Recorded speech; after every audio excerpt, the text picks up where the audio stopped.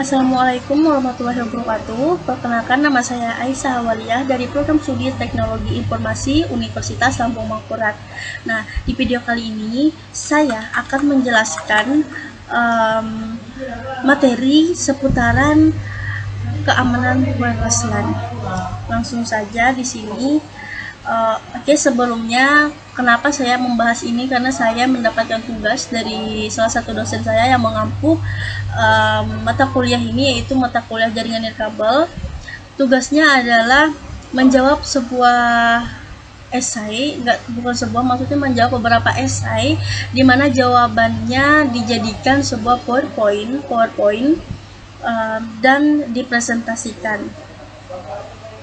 Nah, langsung saja untuk pertanyaan yang pertama, yaitu perangkat yang diperlukan untuk membentuk sebuah jaringan wireless.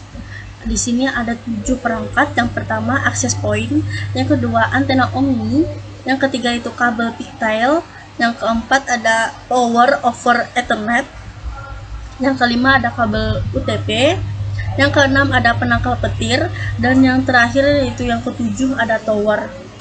Soal kedua yaitu tipe-tipe jaringan wireless. Yang pertama ada WIPAN. WIPAN sendiri di sini membangun suatu jaringan nirkabel atau ad hoc bagi peranti sederhana seperti smartphone atau laptop. Ini bisa digunakan dalam ruangan operasi personal atau personal operating space atau POS. Sebuah POS bisa mencapai jarak sekitar 10 meter. Yang kedua yaitu WLAN.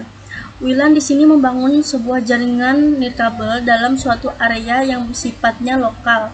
Contohnya di dalam lingkungan gedung kantor, gedung kampus, atau pada area publik seperti pada bandara dan kafe. Yang ketiga yaitu ada WIMANS.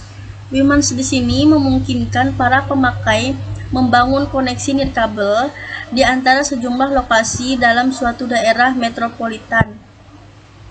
Yang terakhir yaitu ada WIMAN. WIMAN adalah suatu jaringan yang memungkinkan pengguna untuk membangun koneksi nirkabel melalui jaringan publik maupun privat. Koneksi mencakup suatu daerah yang sangat luas seperti pada kota atau negara, melalui penggunaan beberapa antena atau juga sistem satelit yang diselenggarakan oleh penyelenggara jasa telekomunikasi.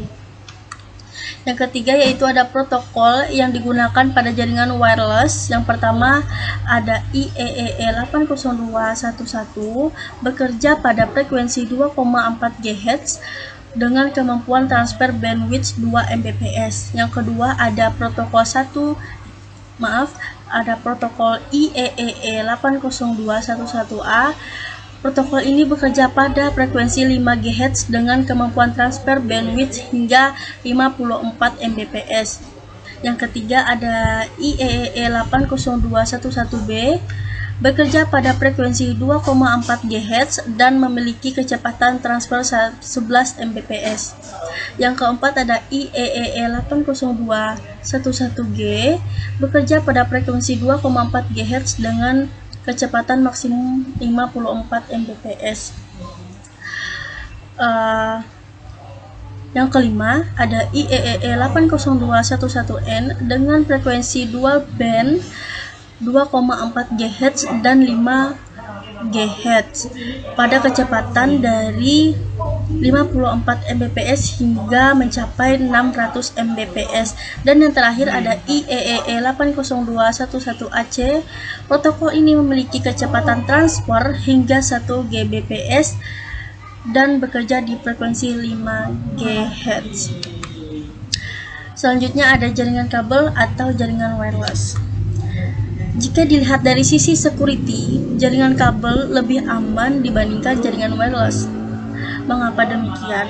Karena jaringan kabel melakukan pertukaran data hanya pada komputer yang terhubung dengan kabel. Jadi keamanannya lebih terjamin dibandingkan jaringan wireless atau jaringan tanpa kabel. Jaringan tanpa kabel sendiri menggunakan media udara yang sifatnya publik atau dapat digunakan oleh siapapun sehingga lebih rentan terhadap penyadap data. Selanjutnya itu serangan yang terjadi pada jaringan wireless LAN. Di sini ada 4 serangan. Yang pertama ada DOS attack. Penyerang ini akan membangkitkan suatu frekuensi yang sama dengan frekuensi pada wireless LAN dengan menggunakan daya yang lebih besar daripada wireless LAN existing. Selanjutnya ada passive attack. Passive attack di sini merupakan serangan pasif, merupakan suatu serangan yang tidak membahayakan terhadap suatu sistem jaringan. Jenis serangan ini tidak akan menyebabkan hilangnya sumber daya dalam jaringan maupun kerusakan terhadap sebuah sistem jaringan yang diserang menggunakan serangan sejenis ini. Yang ketiga ada serangan aktif. Serangan aktif adalah penyerangan yang bertujuan untuk masuk ke dalam jaringan WLAN dan akan berusaha mengambil data atau bahkan merusak jaringan. Penyerang akan berusaha menembus sistem sampai ke level admin jaringan WLAN sehingga dapat melakukan perubahan konfigurasi seperti seorang admin. Yang terakhir ada man in the middle attack.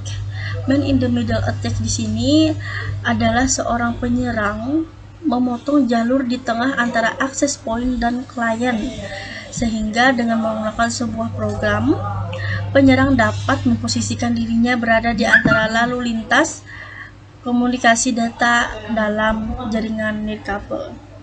Selanjutnya itu kelemahan dari wireless LAN pada lapisan fisik. Wi-Fi menggunakan gelombang radio pada frekuensi milik umum yang bersifat bebas digunakan oleh semua kalangan dengan batasan-batasan tertentu. Setiap Wi-Fi memiliki area jangkauan tertentu tergantung pada cover dan antena yang digunakan. Tidak mudah untuk melakukan pembatasan area yang dijangkau pada Wi-Fi. Hal ini menyebabkan berbagai kemungkinan terjadi aktivitas-aktivitas antara lain. Yang pertama yaitu ada aktivitas interception atau penyadapan, di mana hal ini sangat mudah dilakukan dan sudah tidak asing lagi bagi para hacker. Berbagai tools dengan mudah diperoleh di internet. Berbagai teknik kriptografi dapat dibongkar oleh tools-tools tersebut. Yang kedua ada injection. Injection sendiri pada saat transmisi melalui radio dimungkinkan dilakukan injection karena berbagai kelemahan pada cara kerja Wi-Fi, di mana tidak ada proses validasi siapa yang sedang terhubung atau siapa yang sedang memutuskan koneksi pada saat itu. Selanjutnya ada jamming. Jamming sendiri sangat memungkinkan terjadinya atau suatu kelemahan baik disengaja maupun tidak disengaja karena ketidaktahuan pengguna wireless tersebut. Pengaturan penggunaan kanal frekuensi merupakan keharusan agar jamming dapat diminimalisir.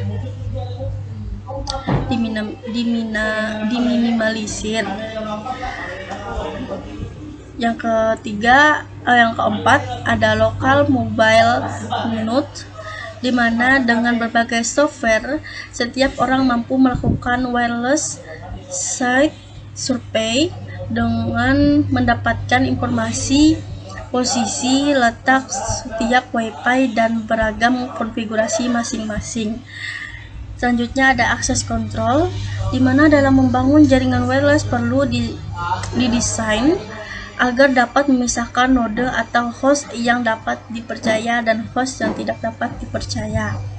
Selanjutnya ada hijacking, di mana serangan MITM atau man in the middle yang dapat terjadi pada wireless karena berbagai kelemahan protokol tersebut sehingga memungkinkan terjadinya hijacking atau pengambil alihan komunikasi yang sedang terjadi dan melakukan pencurian atau modifikasi informasi.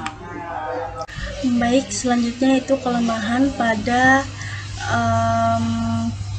lapisan MAC atau data layer. Pada lapisan MAC atau data layer terdapat kelemahan, yakni jika sudah terlalu banyak node atau klien yang menggunakan channel yang sama dan terhubung pada AP yang sama, maka bandwidth yang dilakukan atau mampu dilewatkan akan menurun. Selain itu, MAC address sangat mudah di-spoofing atau ditiru dan diduplikasi, membuat banyak permasalahan keamanan. Lapisan data atau MAC juga digunakan dalam autentikasi dalam implementasi keamanan Wi-Fi berbasis WPA radius, yaitu 802.1x plus TKIP atau AES. Selanjutnya itu SSID, merupakan singkatan dari Service Set Identifier. Sebuah SSID mempunyai fungsi untuk menamai jaringan wireless yang dipancarkan dari sebuah access point. Sistem penamaan ini merupakan sistem kontrol pertama jaringan wireless. SSID sendiri digunakan sebagai metode untuk autentikasi. Perbedaan dari WEP, WPA, dan WPA2. WEP yaitu protokol keamanan yang pertama kali diluncurkan dan diratifikasi oleh IEEE 80211 pada tahun 1999 lalu dan menggunakan metode enkripsi RC4. Untuk jenis protokol keamanan ini tidak cukup aman untuk pengguna Wi-Fi karena memiliki banyak celah yang mudah dibobol oleh hacker. Selanjutnya itu WPA. Karena WEP dianggap tidak aman, maka Wi-Fi Alliance diketahui mengembangkan sebuah protokol baru yang diberi nama WPA. Untuk WPA sendiri diketahui masih memiliki metode enkripsi yang sangat sama dengan WEP, yaitu RC4, namun dilengkapi lagi dengan TKIP untuk meningkatkan kemampuan enkripsi. Yang kedua yaitu ada WPA2, di mana saat ini menjadi protokol Wi-Fi paling kuat. Perbedaan antara protokol WPA2 dengan WPA adalah dari hal integritas data dan juga metode enkripsi. Pasalnya WPA2 sendiri menggunakan metode enkripsi AES atau Advanced Encryption Standard yang jauh lebih kompleks dari RC4 dan CCMP. Selanjutnya ada WEP atau WPA atau WPA2. Untuk keamanan adalah WPA2 yang lebih aman karena WPA2 menggunakan algoritma AES dan CCMP. Selanjutnya itu alat bantu aplikasi yang dapat digunakan untuk melakukan penyerangan pada jaringan wireless LAN. Ada beberapa aplikasi, diantaranya itu ada InSSID-R, yang kedua ada Wireshark, yang ketiga ada Loic, ada Hook, UDP Folder, Rudy, Tors, Hammers, dan banyak lagi yang dapat digunakan untuk melakukan penyerangan pada jaringan wireless LAN. Selanjutnya itu ada teknik yang dapat digunakan untuk mengamankan jaringan wireless LAN. Yang pertama ada menyembunyikan SSID. Keamanan wireless hanya dikunci dengan kunci WEP. MAC filtering, Caftype, Portal, Wireless DMZ, Firmware, Software Update. Untuk alat bantu yang dapat digunakan untuk mengamankan wireless LAN, ada laptop, Analyzer 6, Aerovac NX301, ada Air Scanner, ada Mobile Antivirus Pro, dan lain-lain. Untuk rekomendasi pengamanan untuk jaringan wireless LAN, yang pertama yaitu menggunakan enkripsi yang kuat. Yang kedua yaitu ganti password administrator standar, matikan SSID broadcasting, matikan AP saat tidak dipakai, ubah default SSID, memakai MAC filtering, mengisolasi wireless network dari LAN, mengontrol signal wireless, memancarkan gelombang pada frekuensi yang berbeda. Nah, yang terakhir yaitu mengapa kejahatan pada bidang IT semakin meningkat dari tahun ke tahun. Menurut dari pandangan saya sendiri, hal tersebut dikarenakan dari tahun ke tahun perkembangan teknologi terus berkembang yang menyebabkan banyaknya bisnis online yang ada, sehingga banyak orang tergantung atau tidak dapat terlepas dengan teknologi. Segala kegiatan kini bergantung dengan teknologi. Hal tersebut yang membuat para penjahat di bidang IT menggunakan kesempatan yang ada untuk mengambil keuntungan dari hal tersebut. Sekian presentasi dari saya.